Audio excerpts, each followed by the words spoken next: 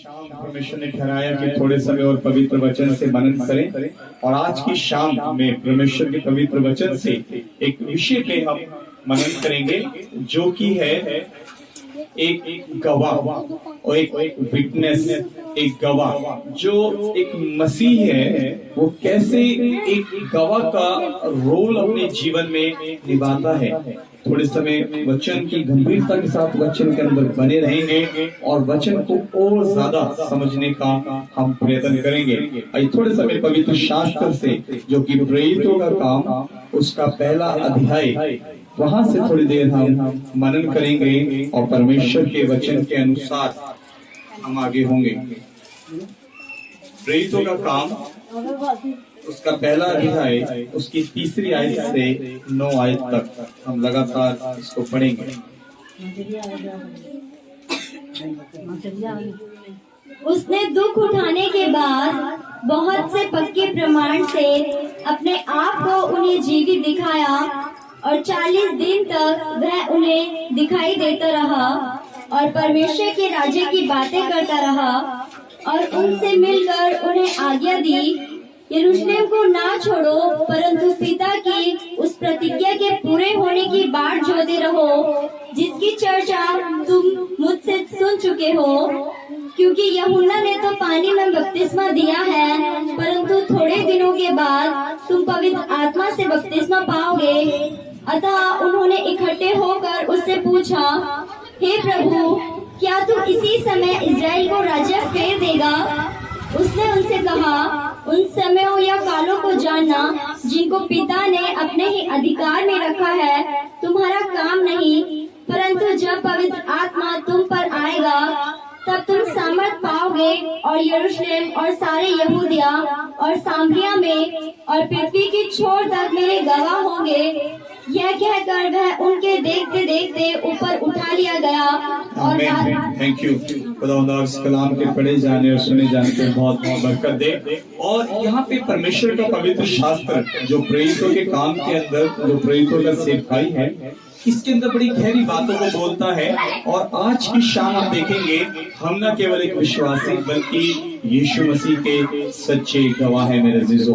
और इस कहानी के, इस छोटे दृष्टांत के माध्यम से हम इन बातों को देखते हैं कि यहाँ पे लिखा गया है, वो बोलता है कि यरूशलेम को ना छोड़ना, बल्कि परमेश्वर की प्रतिज्ञा का वेट करना, यानी कि उसका इंतजार करना, और जिस स्थान पे परमेश्वर ने हमें रखा उस स्थान पे बने रहना। और अंत में जब हम देखते हैं इसकी 8वीं आयत में, वहाँ पे लिखा गया है, परंतु जब तुम पवित्र आत्मा आएगा तब तुम सामर्थ पाओगे, और यरूशलेम और सारे यहूदिया और सारे सामरिया में और यहाँ तक के पृथ्वी की छोर तक मेरे गवाह होंगे। खुदा ने एक कलीसिया को न केवल विश्वासी के रूप में बल्कि एक गवाह के रूप में रखा है कि आज हम एक दूसरे के सामने अपनी गवाही को रखें और अपनी गवाही के द्वारा दूसरे को आनंदित करें और उसके हृदय परिवर्तन का कारण हो।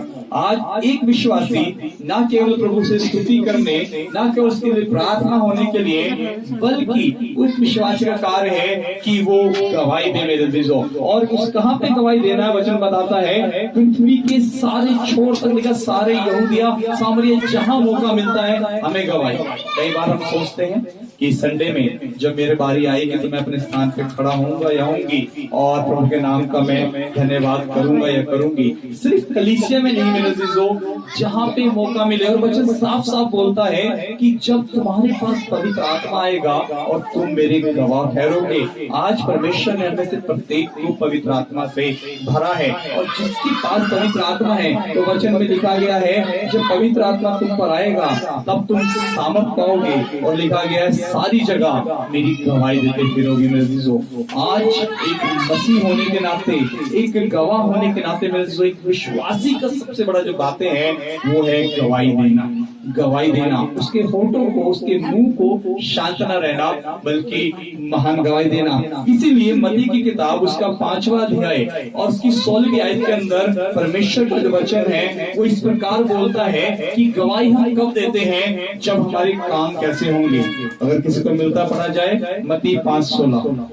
उसी प्रकार तुम्हारा उजियाला मनुष्य के सामने चमके कि वह तुम्हारे भले कामों को देखकर तुम्हारे पिता की जो स्वर्ग में है बड़ाई करे। हमें ये हमारी गवाही होनी है कि हमारे भले कामों को देख के हमारा उजियाला पिता के सामने चमके, जिससे लिखा गया है तुम्हारी नहीं बल्कि पिता की बड़ाई हो, पिता को महिमा मिले तुम्हारे भले कामों को देख के। ये गवाही है, ये सच्ची गवाही है एक विश्वासी की कि हमारी गवाही ऐसी हो कि हमारे कामों को देखकर दूसरे लोग गवाह बोले, हाँ देखो वो जा रहा है, वो जा रही है, वो एक विश्वासी है, वो ऐसा है, वो अच्छी है, वो प्रार्थना करने वाली है। मेरे दोस्तों, ये हमारी गवाही को होना है। और वचन बोलता है मत्ती 5:16 में कि तुम्हारे भले कामों को देखकर, लिखा है तुम्हारे भले कामों को देखकर पिता की महिमा करें। खाली मुंह से नहीं, वचन बोलता है काम,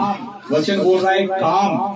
जी हाँ, जो हाथ पैरों से होते हैं, शरीर के द्वारा जो काम है, उस कामों को देखकर, उस कामों को देखकर लिखा गया है कि पिता की महिमा में रजीजों। एक गवाह के रूप में परमेश्वर ने आपको और मुझे नियुक्त करा है कलीसिया के अंदर।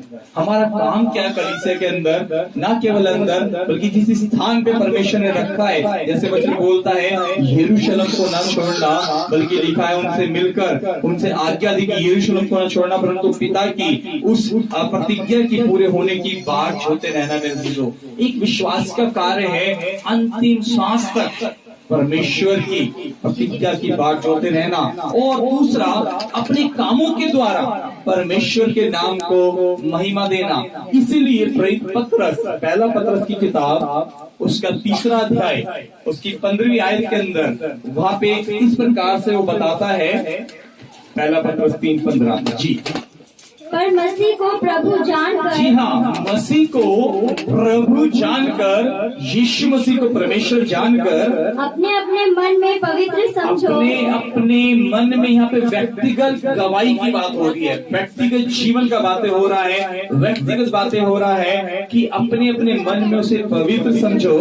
जो कोई तुमसे तुम्हारी आशा के विषय में कुछ पूछे, जो कोई तुमसे तुम्हारी आशा, तुम्हारी उम्मीद, तुम्हारे विश्वास के विषय में बातचीत करे, उसे उत्तर देने के लिए सर्वदा तैयार। जी हाँ, ये एक गवाह का कार्य है, ये एक विश्वासी का काम है। उसे लिखा उत्तर देने के लिए, जो आपके विश्वास के लिए बातें करता है, आपकी आशा के लिए बातें करता है, कि आपको हमेशा उसको उत्तर देने के लिए तत्पर रहना। मेरे अजीजों, उत्तर देना मतलब है अपनी गवाही को देने के लिए तत्पर रहना है, जिसके लिए परमेश्वर ने हमें चुना है। मेरे अजीजों, और यदि हम प्रेरितों के काम वापिस उसमें पढ़ते हैं, उसका 22वां अध्याय और उसकी 15वीं आयत को जब हम पढ़ते हैं, तो वहाँ पे आप शाऊल के जीवन के परिवर्तन के विषय में देखते हैं। 22वां अध्याय जब आप 15 को पढ़ेंगे, देखिए वहाँ पे इस प्रकार लिखा गया है, क्योंकि तू उसकी ओर से सब मनुष्य के सामने उन बातों का गवाह होगा जो तूने देखी और सुनी है। जी हाँ मेरे अजीजों, लिखा गया है तू परमेश्वर की ओर से, वहाँ पे आप ऊपर देखेंगे शाऊल से हनन्याह बातें कर रहा है वहाँ पे, और इस शाऊल के जीवन परिवर्तन के विषय के ऊपर बातें हो रहा है। और शाऊल जो मसीह को सताने वाला था, वो एक गवाह के रूप में खड़ा हो गया है।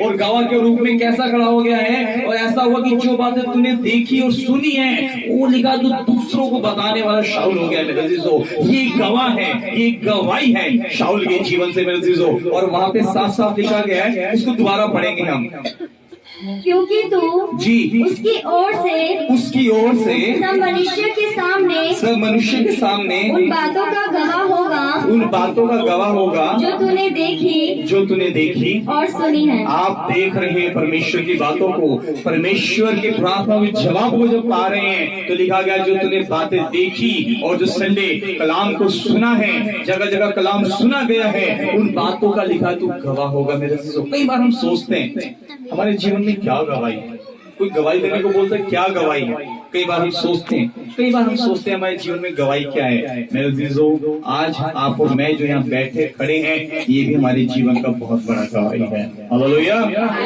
ये गवाही है हमारे जीवन। कई बार हम सोचते हैं हमारे जीवन में गवाही क्या है। देखिए शाऊल 3 दिन आंखें बंद करके हो गया, जो मसीह को सताने वाला था। और 3 दिन की बाद जब आप जानते हैं आंखें खुली, तो उस जैसा गवाह कोई नहीं निकला मेरे अजीजों। लिखा गया ये उसकी गवाही हुई। इसीलिए वचन में लिखा है, मत्ती की किताब उसका 28वां अध्याय और 19 में साफ साफ लिखा है, तुम जाओ बाहर अपनी गवाही को रखो। और लिखा है सब जातियों को, जगह जगह सब लोगों को लिखा गया है चेला बनाओ मेरे अजीजों। तो मत्ती 28:19 में हम पढ़ते हैं, वहाँ पे एक हुक्म, एक आज्ञा लिखा गया है और लिखा गया है जाओ इसीलिए तुम सब जाति के लोगों को चेला बनाओ। और लिखा गया है जब तुम ऐसा करोगे तो इसको पहले ही पुराने नियम में यशाया की किताब उसका 43वें अध्याय के अंदर उसकी 10वीं आयत के अंदर पहले ही बातों को बोल दिया गया था। यशाया 43:10 में बोलता है, क्या लिखा गया यशाया 43:10 के अंदर? पहले ही उसने बोल दिया, यहोवा की वाणी है, ये यहोवा की वाणी है, ये परमेश्वर की आवाज है, ये खुदावंद खुदा की वाणी है। तुम मेरे साक्षी हो, तुम मेरे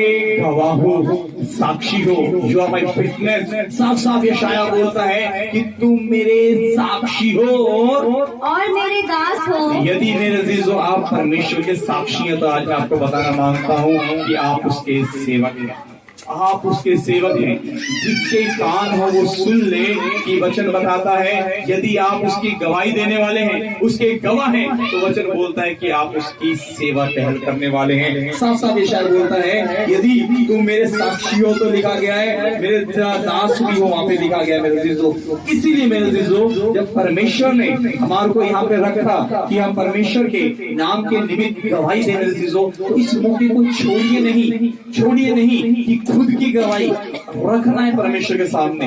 पक्का गवाही को रखना है, पक्का। जैसे कि दूसरा तीमुथियुस की पत्री, जी हाँ, दूसरा तीमुथियुस की पत्री उसका 2रा अध्याय और उसकी पहली और दूसरी आयत को जब हम पढ़ते हैं तो वहाँ पे इस प्रकार लिखा गया है, इसलिए हे मेरे पुत्र, इसलिए हे मेरे पुत्र, तू उस अनुग्रह से जो मसीह यीशु में है, जो मसीह यीशु में है, बलवंत हो जा, बलवंत हो जा। और जो बातें, जी हाँ, आप ध्यान से सुनेंगे, जो बातें, जी हाँ, जो बातें तूने बहुत से गवाहों के सामने, तूने बहुत से गवाहों के सामने अपनी कलीसिया में, चर्च में, सेमिनार में, क्रूसेड में जो तूने बहुत सी बातें, जी हाँ, मुझसे सुनी है, उससे सुनी है, उन्हें विश्वासी मनुष्यों को सौंप दे। किसे सौंप दे?